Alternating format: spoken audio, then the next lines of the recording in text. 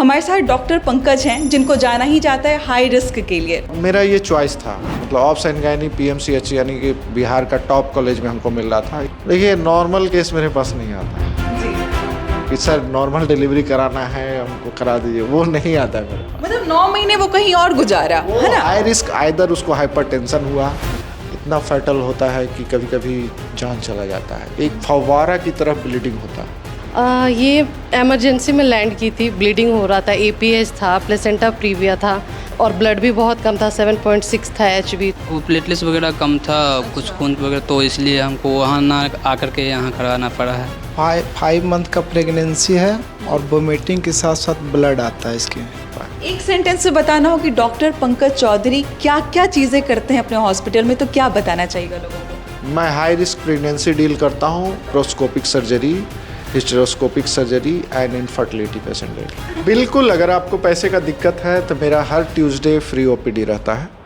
मैं ट्यूसडे को फी नहीं लेता हूँ। अच्छा, नमस्कार, मैं हूं अंजलि और आप देख रहे हैं द इंडियन स्टोरीज। देखिए, महिलाओं को प्रेगनेंसी के दौरान या फिर डिलीवरी के दौरान कई बार ऐसे हाई रिस्क के कंडीशन जो है उनके अंदर आ जाते हैं और इसके बाद हमारे पास बहुत कम ऑप्शन बचते हैं कि हम किस डॉक्टर के पास जाएं, किस हॉस्पिटल में जाएं जहां पे ट्रीटमेंट अच्छा हो, जहां पे महिला की जो ज़िंदगी है वो भी बच जाए और बच्चा भी सुरक्षित रहे।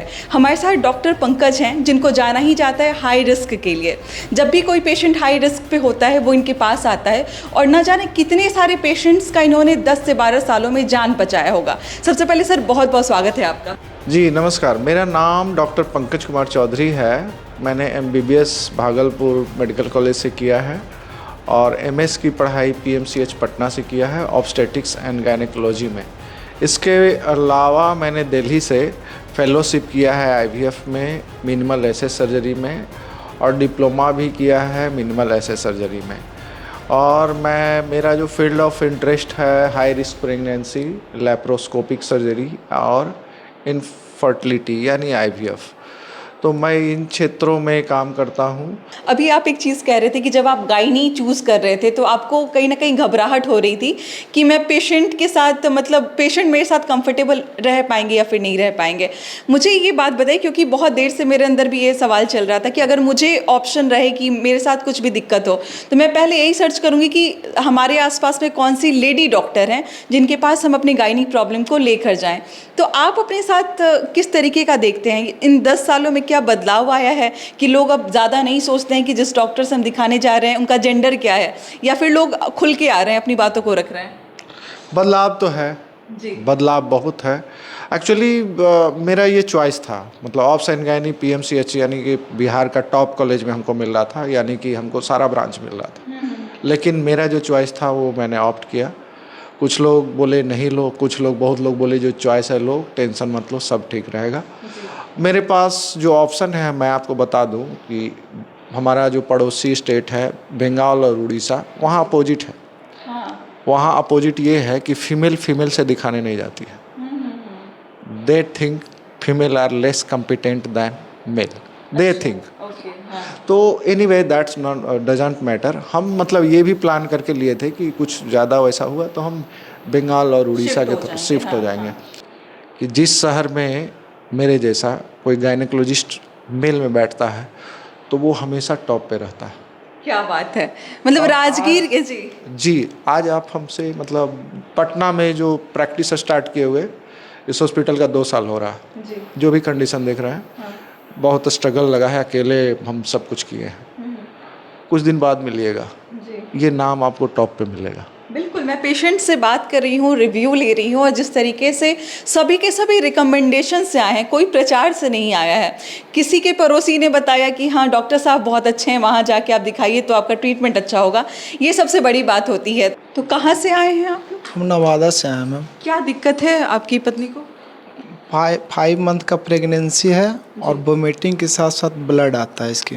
वोमिटिंग में जी, वॉमिटिंग के साथ ब्लड आता है, तो ये तो बहुत डर लगता होगा अंदर से कि पता नहीं क्या हो गया। डर तो लगता है, इसीलिए तो सर के पास आया, पंकज सर के पास। कैसे पता चला सर के बारे में? सर के बारे में पता चला कि मेरे दोस्त सर के पास रहता है। अच्छा। तो उसी से हमको पता चला तो हम आए लेकर के। अच्छा जी।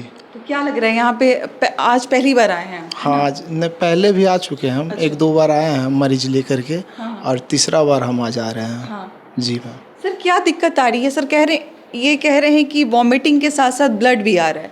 हाँ, ये हमारे पास आए हैं, नवादा की पेशेंट हैं। तो ये कैसा केस है? ये नॉर्मल है या फिर कॉम्प्लिकेशन ये हाई रिस्क केस हो गया जी।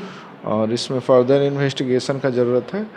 और ऐसा मतलब देखा जाता है जहाँ मतलब मुंह से ब्लड आता है तो ट्यूबरकुलोसिस सोचते हैं, लेकिन हम यहाँ ये नहीं सोच रहे हैं क्योंकि इनको हिस्ट्री ऑफ ट्रॉमा है और हम दोनों को कोरिलेट करना चाहेंगे और फिर फर्दर हम इसको मैनेज करेंगे। जैसे कि प्रेगनेंसी अभी 5 मंथ का है तो हम लोग के पास बहुत लिमिटेड मेडिकेशन चलाने का ऑप्शन रहता है।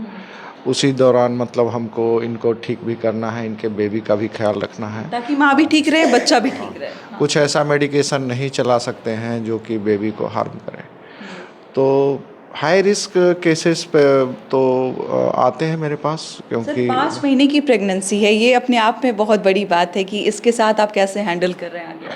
हाँ, आगे इनका जर्नी मेरे साथ रहेगा और हम समझते हैं कि सब कुछ ठीक रहेगा। एक चीज़ और मैंने नोटिस किया सर कि काफ़ी लोगों से मैं बात कर रही थी तो वो अपने प्रेगनेंसी के लास्ट कंडीशन में आपके पास आते हैं। तो मुझे ये जान के बड़ा मतलब ताज्जुब हो रहा था कि जो 9 महीने कहीं और का ट्रीटमेंट ले रहे हैं, जिनका कंडीशन कोई और डॉक्टर देख रहा है, जिनका कंडीशन कोई और डॉक्टर समझ रहा है, 9वें महीने में एकदम अंतिम अवस्था में आपके पास आते हैं। तो डॉक्टर साहब, पंकज सर कैसे उसको हैंडल करते हैं उस सिचुएशन को? देखिए, नॉर्मल केस मेरे पास नहीं आता जी। कि सर नॉर्मल डिलीवरी कराना है, हमको करा दीजिए, वो नहीं आता है मेरे पास। मतलब 9 महीने वो कहीं और गुजारा है ना? हाई रिस्क, आइदर उसको हाइपरटेंशन हुआ, जी। ब्लीडिंग हो गया, फेटल डिस्ट्रेस हो गया, ठीक है, थ्रोम्बोसाइटोपेनिया का केस जिसमें प्लेटलेट अभी ये जो गए पेशेंट जिससे बात कर रहे थे उसको थ्रोम्बोसाइटोपेनिया नहीं, प्लेटलेट 60,000 था और वो बाढ़ का था, काफ़ी घबराया हुआ था। तो मैंने इसके पहले भी बहुत सारा लो प्लेटलेट्स प्रेगनेंसी डील किया है, तो प्लेटलेट ट्रांसफ्यूजन भी हुआ और प्रेगनेंसी जो है डिलीवरी सक्सेसफुल हुआ और मदर बेबी खुशी खुशी आज बिल्कुल सामने नजर आया। हाँ, सामने रहे, तो वो लो प्लेटलेट्स था। तो इसके अलावा हम मतलब रप्चर यूट्रस भी काफ़ी डील किए, ठीक है। और जैसे प्रेगनेंसी का कॉम्प्लिकेशन बहुत है, अभी नंदिनी से मिले, उनका बीपी कंट्रोल नहीं हो रहा, तो सभी डॉक्टर सक्षम नहीं होते हैं कि हर चीज़ को डील कर पाएँ। जैसे परसों एक आया था प्लासेंटा प्रीविया, जो एक कहानी सुना है, वो काफ़ी फैटल कंडीशन होता है, इतना फैटल होता है कि कभी कभी जान चला जाता है, एक फव्वारा की तरफ ब्लीडिंग होता है, आपको उसको कंट्रोल करना है। और ये सर्जिकल कॉन्फिडेंस किताब से नहीं, प्रैक्टिस और मरीज के साथ जो डॉक्टर टाइम बिताता है, जो डॉक्टर हॉस्पिटल में टाइम बिताता है, वही गेन कर सकता है। ये सवाल मेरे मन में आ भी रहा था कि जब भी हम किसी डॉक्टर से मिलते हैं, एक कहीं ना कहीं बैरियर होता है सामने में, हमें लिमिटेशन में बात करना होता है, हम सवाल ज़्यादा नहीं करते हैं, हम डरते हैं कि हम क्या पूछे नहीं पूछे, सर के पास समय कितना रहता है। तो कई सारे डॉक्टर्स शायद इतना रिजर्व रहते हैं जिससे उनके और उनके पेशेंट के बीच में अच्छा रिलेशनशिप डेवलप नहीं हो पाता। लेकिन आपके पेशेंट के पास जब मैं गई तो उन्होंने बोला कि सर का कॉन्टैक्ट नंबर मेरे पास है, जब भी मुझे कुछ कॉम्प्लिकेशंस महसूस होता है मैं उनको डायरेक्टली कॉल या मैसेज कर लेती हूँ। तो क्या ऐसे है पंकज सर कि डायरेक्टली उनका रिलेशनशिप जो है वो पेशेंट के साथ इतना ब्रॉड तरीके से है? हाँ बिल्कुल, मैं अपने पेशेंट को काफ़ी टाइम देता हूँ। कितना ज़रूरी है ये अच्छा रिलेशन रखना पेशेंट? ये एक्चुअली समाज में दिक्कत क्या है कि अब एक डॉक्टर फेमस हो गया तो सारे लोग उसी यहीं पे चले जाते हैं, और डॉक्टर साहब के पास समय ही नहीं है, 100 पेशेंट देखना है तो हर किसी को 2-2, 3-3 मिनट में देख के हटाते हैं। तो पेशेंट को चाहिए कि आप अपना डॉक्टर जो है सोच समझ कर चुने, जो आपको समय दे।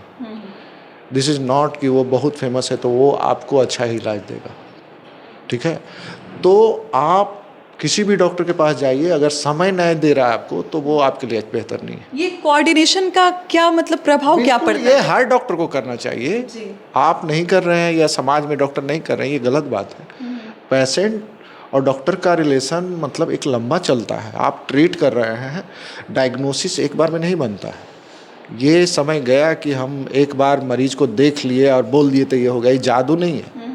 आईवीएफ के बारे में भी आप बात कर रहे हैं। जब आजकल आईवीएफ जब कोई सोचता है तो उसको लगता है कि एक अलग सा फील्ड है, इसका हॉस्पिटल अलग होता है, इसके डॉक्टर अलग होते हैं। तो आप इसको कैसे क्लियर करना चाहेंगे, क्योंकि इनफर्टिलिटी जो है, मतलब बच्चा ना होने की जो प्रॉब्लम है आज के समय में बहुत ज़्यादा बढ़ गया है।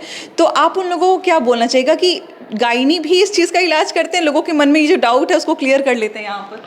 अभी आपको बताए होंगे गायनिकोलॉजी, जी ठीक है। जी जी तो गायनिकोलॉजी में ही एक सेगमेंट है, जैसे हाई रिस्क प्रेगनेंसी है, डिलीवरी है, एक सेगमेंट सिजेरियन को मान लीजिएगा तो एक सेगमेंट, तो इनफर्टिलिटी भी गायनिकोलॉजी का ही पार्ट है। लोगों के दिमाग में होता है कि आईवीएफ हॉस्पिटल अलग होता है जहाँ पे जाके हमारा ट्रीटमेंट होगा। देखिए, उसी के कारण प्रॉब्लम बहुत सारा आता है।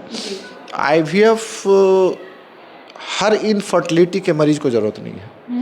कहने का मतलब है किसी कपल को बेबी नहीं हो रहा है तो उसको आईवीएफ ही कराना पड़ेगा, ये ज़रूरी नहीं है।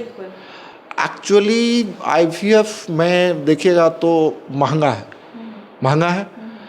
अब मार्केट का ट्रेंड क्या रहता है, महंगा चीज़ को और महंगा बनाओ, मतलब उसका इंटीरियर इतना महंगा कर दो करोड़ों का, सेलिब्रिटी से परचार्ज कर दो कि वो मतलब 50,000 वैसे ही बढ़ जाएगा चार्ज उसमें। तो मैं उस तरह से नहीं डील करता हूँ, मेरा ये प्रोफेशन है और हमको ऊपर वाले से इतना भरोसा है कि जो चाहते हैं हमको ऊपर वाला देता है। कहने का मतलब तामझाम और इंटीरियर देखने की बजाय आप डॉक्टर को देखिए कि डॉक्टर कैसे हैं और उनके जो ट्रीट किए हुए पेशेंट हैं वो कैसे हैं, वो क्या कहते हैं। हर मरीज इनफर्टिलिटी के मरीज को ज़रूरत नहीं है।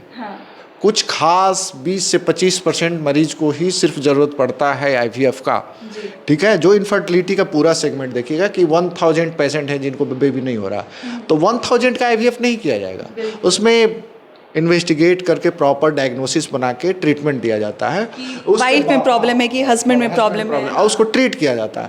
अब जो ट्रीटमेंट में सक्सेसफुल नहीं होंगे या फिर ऐसा काउज है जिसको ट्रीट नहीं किया जा सकता है, तब हम लोग आईवीएफ की तरफ जाएंगे, जिसका अगर 1000 पेशेंट कंसिडर करिएगा तो एवरेज 200 to 250 ही आएगा कि आईवीएफ का ज़रूरत है। बस हम समझते हैं कि कुछ ऊपर ले जाना नहीं है। जो भी महिलाएं देख रही हैं, जो भी बेटियां देख रही हैं, जिनको कहीं ना कहीं शरीर में परेशानी महसूस हो रही है, उनको आना चाहिए आपके पास। बिल्कुल, अगर आपको पैसे का दिक्कत है तो मेरा हर ट्यूसडे फ्री ओपीडी रहता है। मैं ट्यूसडे को फी नहीं लेता हूँ। अच्छा। हाँ, हर ट्यूसडे फ्री ओपीडी रहता है, बाकी दिन मैं कंसल्टेशन फी लेता हूँ। तो अभी हम देवी केयर हॉस्पिटल में हैं, हमारे साथ डॉक्टर पंकज चौधरी हैं और मुझे लगता है कि जो मेरे मन में सवाल था वो मैंने कर लिया। आपके मन में कोई सवाल हो तो आप कमेंट बॉक्स में पूछ सकते हैं। बाकी यहाँ का जो भी डिटेल है मैं डिस्क्रिप्शन में दे दूँगी, सामने नंबर चल रहा होगा, कॉल करें और कोई परेशानी है तो आके इलाज कराएं। मिलते हैं अगले वीडियो में, बहुत बहुत शुक्रिया।